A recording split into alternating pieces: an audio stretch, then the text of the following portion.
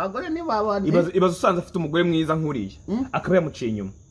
Erega mwana ikibazo cy'abagabo ubundi reka nkubwire. Yego. Umugabo ntago kuba wenda yaciye umuntu inyuma ariko bivuze ngo afite umugore mubi. Ahubwo umugabo bigendana n'umuntu bari kumwe ako kanya. Yego. Bimufasha ari kumwe nawe. Kuba wenda umugabo nukuvuga ngo ushaka kugira ngo umugabo ataguca inyuma. Umwebi wanu uri kumwe nani? Akushaka kugira ngo umugabo ataguca inyuma. Nuko ahantu hose yazajya bari mwe azajya mu amuri. Yego. Yashya ukamuzima. Uri hano i Kigali ahiriye Muhanga. Rero kandi umugabo abagabo n'abana beza aravuga ati njye umuntu ufite umutima wanjye uzarya ibyanjye byose nibajeho numwe. Ariko aka kanya tugeze mu gihe cy'urupfu n'ubuzima.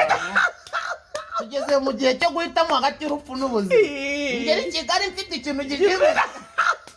Kandi abize mwana abagabo duteye nabi.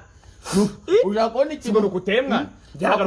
Ushaka kubona imfuruka imeze gutya ifunganye imfuruka ya metero 90 wari witerera biza bameya baratebeza waraburije turabibona bambaye n'udutise bakabona umwana bakabona yimirije imbere nyakubahwa ikibazo Censhikotana arasuzugura ntabwo wamubwira ngo Censhikota tuza ndi meya ntabwo ndagera mu rugo ariko urango meya nkuni ngo byagenze bitawe inkuru sinshaka ko twihera ahantu hatarahanya hagati reka urango meya Erazime ntazindara niba ntazindara Erazime mutwabarije Erazime wacu yari umumeya mwiza urumva of course ntabwo bashobora gufata umuntu ngo bamuhe ubumeya atari umuntu mu mico n'imyifatire ari nta makemu urumva yafashe ubumeya ngarabukora akajya yita ku bibazo by'abaturage nta kibazo na kimwe yari afite urumva niba hari n'ukizi